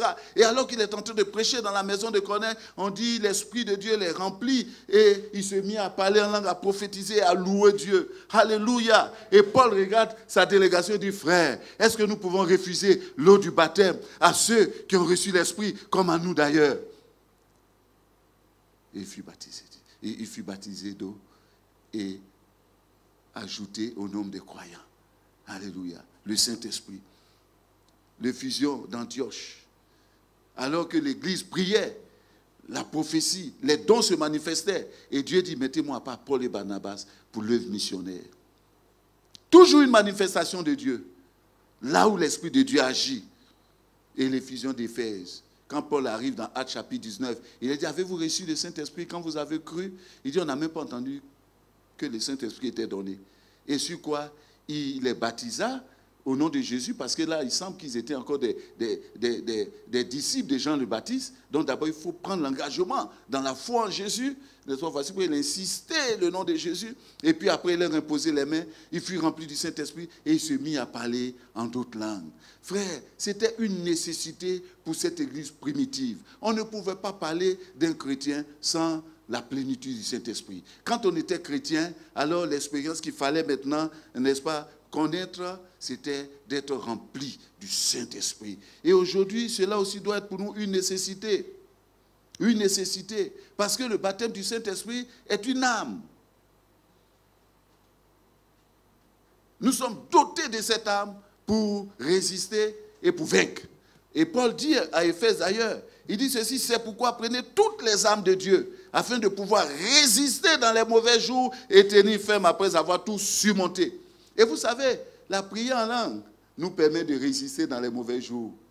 Parce que la Bible dit, celui qui parle en langue ne parle pas aux hommes, parce que personne ne l'entend. Mais c'est des mystères qu'il dit à son Dieu. Alléluia. Et il arrive des fois que le Seigneur ouvre l'esprit de certaines personnes pour comprendre ces mystères. Et quand ils comprennent, ils sont toujours surpris et ils capitulent devant la puissance de Dieu. Amen. Denzil Miller, qui fut un des théologiens au sein du mouvement des Assemblées de Dieu et qui a été un des initiateurs de Actes 1:8, on aimait l'appeler même Monsieur Saint-Esprit. Denzil Miller nous dit ceci. Il nous donne 4 raisons, n'est-ce pas, pour lesquelles nous avons besoin du Saint-Esprit.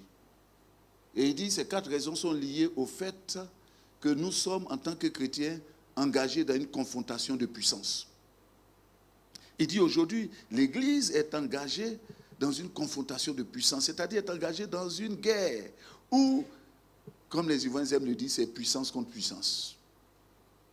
Mais déjà, ce n'est pas aujourd'hui. Rappelez-vous de ce que Jésus dit, n'est-ce pas, à Paul, pour que tu les fasses passer de la puissance de Satan à où? La puissance de Dieu. C'est comme s'il y a deux puissances qui s'affrontent.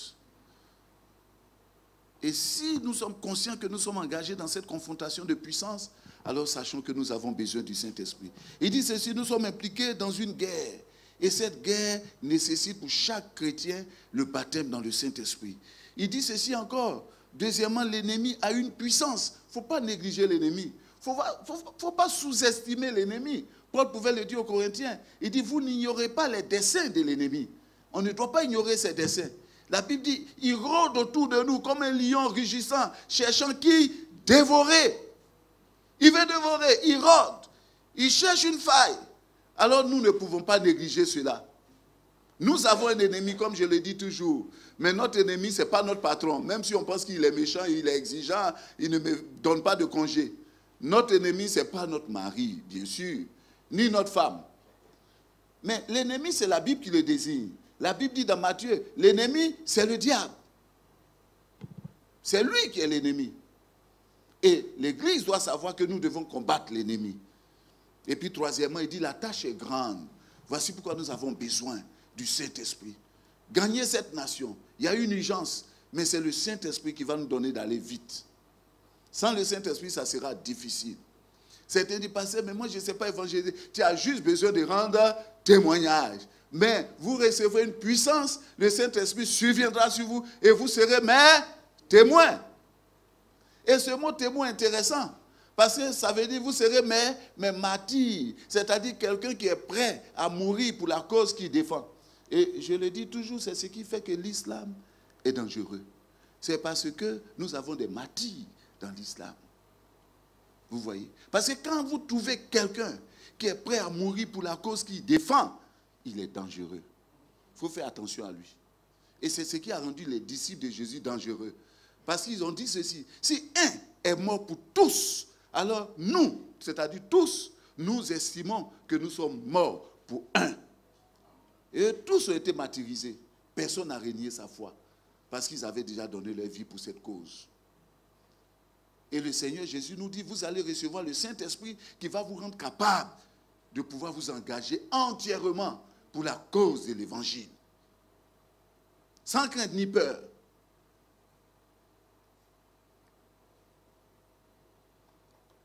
Chers frères et sœurs, l'importance, c'est le Saint-Esprit. Tu as besoin du Saint-Esprit. On veut faire beaucoup de choses des fois dans l'église. On veut servir le Seigneur. Mais sache que l'important, c'est le Saint-Esprit. Nous avons besoin de la plénitude du Saint-Esprit pour être aptes et équipés pour cette œuvre. Alors, puissions-nous nous tenir debout et prenons juste 10 minutes et prions ensemble le Seigneur. Dis, Seigneur, remplis-nous de ton esprit. Et vous savez ce qui est merveilleux dans la parole de Dieu? C'est que la Bible nous montre, et c'est lui qui nous montre encore cela, que l'expérience du baptême dans le Saint-Esprit ne doit pas être une expérience unique, sporadique dans la vie d'un chrétien. Et Paul va répéter cette doctrine en disant aux Éphésiens, soyez continuellement remplis du Saint-Esprit. Et le mot continuellement rempli du Saint-Esprit, ça veut dire continuellement baptisé du Saint-Esprit. Ça veut dire que le baptême du Saint-Esprit n'est pas une expérience de 10 ans, de 20 ans, et puis c'est fini. On n'en garde que le parler en langue. Le parler en langue, qui ne peut même pas chasser le chien de la maison. Non. Mais le baptême du Saint-Esprit doit être renouvelé tous les jours. Sinon, vous allez me dire, mais pasteur, pourquoi tant de chrétiens sont baptisés du Saint-Esprit, mais il n'y a pas, les anglophones disent, power. Il n'y a pas de puissance dedans. Mais c'est parce qu'ils ne savent pas que jour après jour, ils ont besoin d'être renouvelés dans cette puissance du Saint-Esprit. Quand tu te lèves matin, tu dis, Seigneur, baptise-moi du Saint-Esprit. Quand tu te lèves avant de te mettre à genoux, tu dis, je suis à genoux parce que j'ai besoin d'être baptisé. C'est-à-dire, j'ai besoin d'être restauré, renouvelé dans ta puissance pour atteindre d'autres dimensions avec toi, Seigneur. Aide-moi, Seigneur. Et tu vas voir quel type, quel genre de chrétien tu seras pour cette ville de Paris. Nous allons prier ensemble, Seigneur. Si tu es baptisé du Saint-Esprit, parle en langue et dis au Seigneur, remplis-moi. Si tu n'es pas baptisé du Saint-Esprit, dis, Seigneur, encore une occasion pour moi d'être rempli de ton esprit. Gloire à ton nom, Jésus. Gloire, gloire à ton nom, Jésus.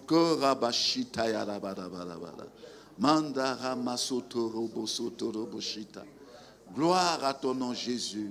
Toi qui baptises, toi qui remplis, toi qui visites, toi qui fais du bien, toi qui es le Dieu puissant et véritable. Seigneur, remplis-nous de ta présence ce matin, de ta plénitude, de ta force ce matin, Père. Au nom de Jésus, au nom de Jésus. Alléluia. Je te dis que si tu crois, tu verras la gloire de Dieu.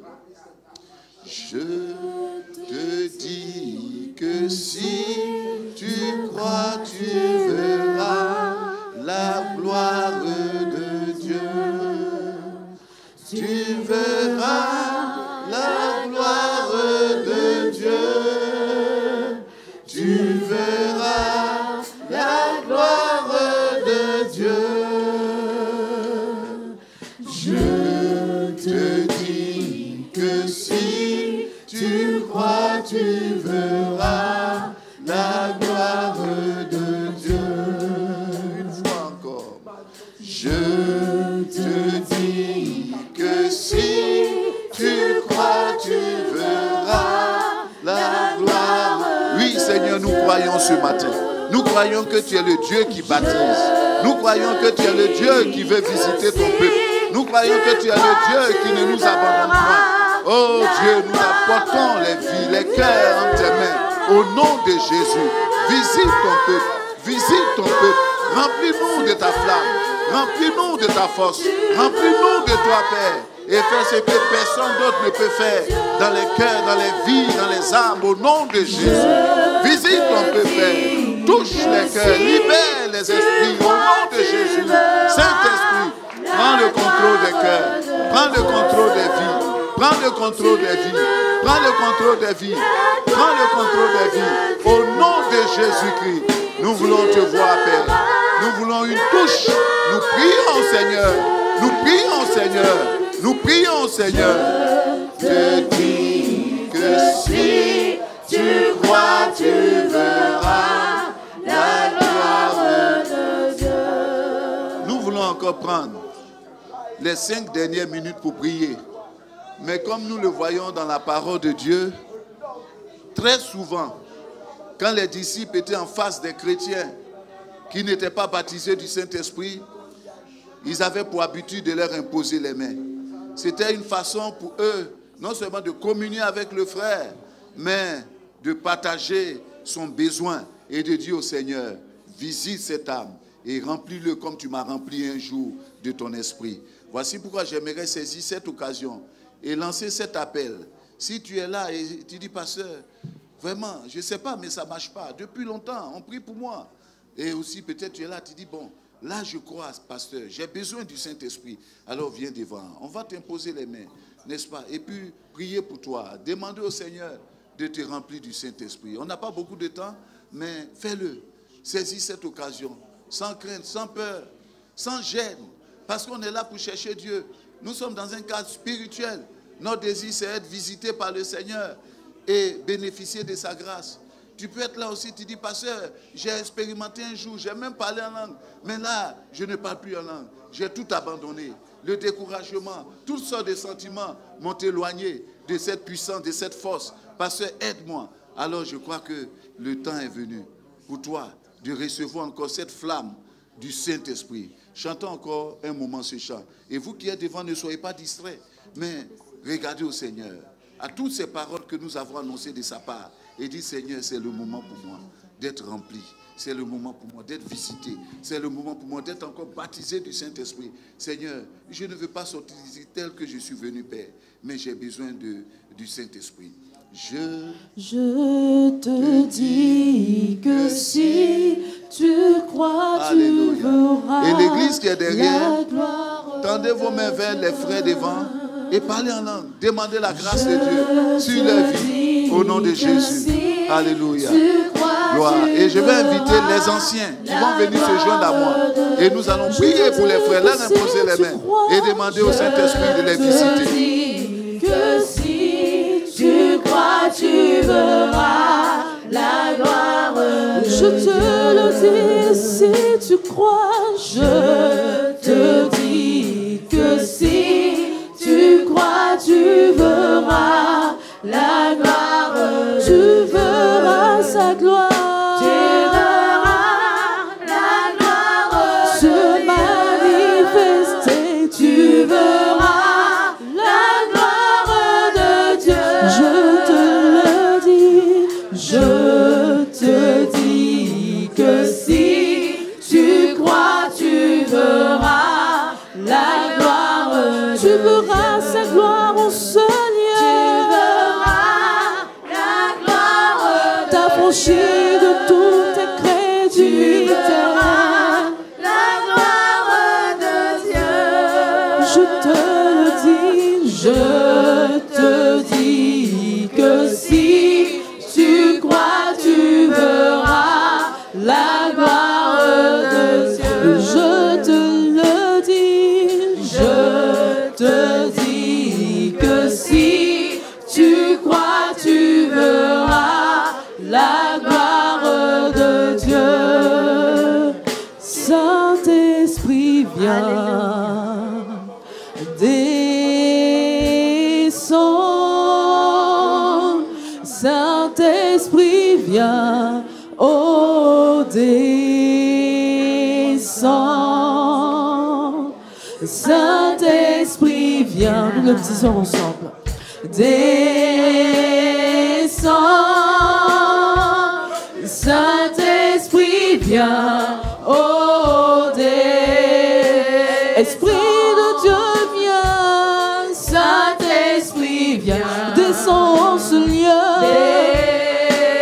Esprit de Dieu, viens visiter. Saint-Esprit, viens, oh, nous t'appelons, Saint-Esprit, viens. Saint-Esprit, viens, viens affranchir les vies, Seigneur.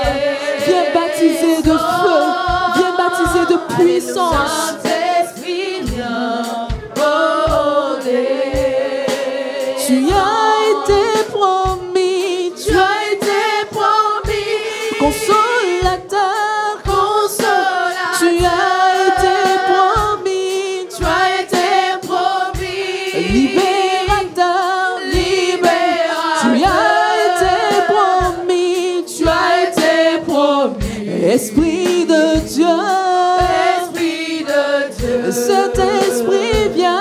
Saint-Esprit vient, oh, c'est toi qui as été promis, tu as été promis, consolateur, consolateur. Viens renforcer, Seigneur, tu as été promis, libérateur, libérateur. Viens pour libérer, tu as été promis, Esprit de Dieu. Saint-Esprit viens, Saint-Esprit viens, oh, descends. Encore une fois, Saint-Esprit viens. Saint-Esprit viens, descends. Esprit de Dieu, prends le contrôle. Seigneur, descends, viens baptiser, viens nous remplir, viens rendre compétents. Saint-Esprit viens. Saint-Esprit viens, oh, descends. Saint-Esprit viens, Saint-Esprit viens, oh, tu as été promis, tu as été promis, consolateur, consolateur. Tu as été promis, tu as été promis, pour libérer, libérer.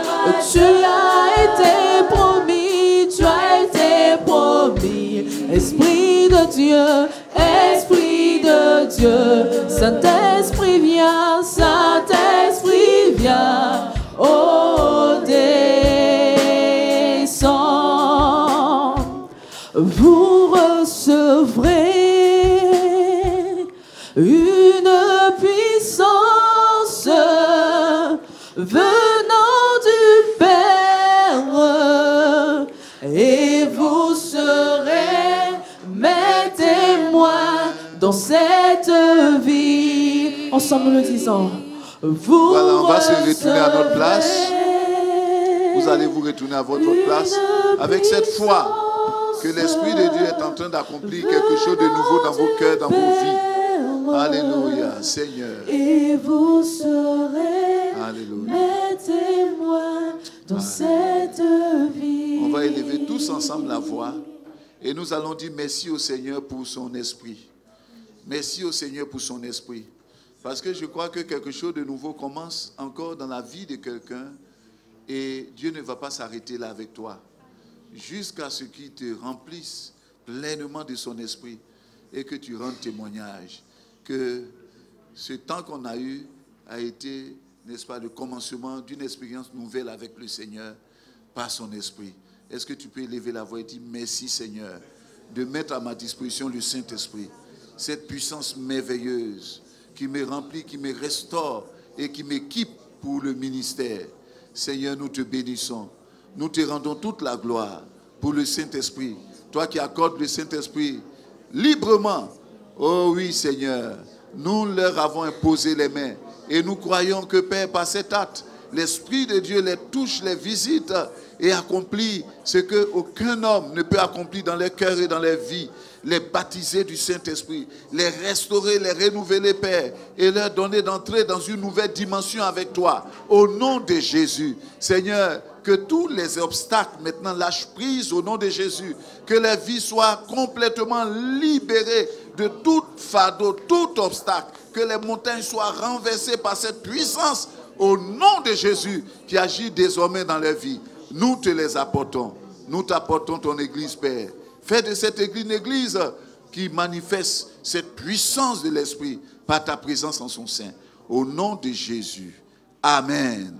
Amen. Que le Seigneur soit béni. Merci. Je laisse la place à l'ancien. Alléluia. Nous bénissons le nom du Seigneur. Gloire à Dieu. Prie de Dieu pour nous donner d'être des chrétiens victorieux. Sans le Saint-Esprit, nous ne pouvons pas avoir une vie de victoire. Sans le Saint-Esprit, nous ne pouvons pas servir efficacement. Alléluia. Que le nom du Seigneur soit béni pour l'Esprit de Dieu qui vient restaurer, relever et renouveler. Amen.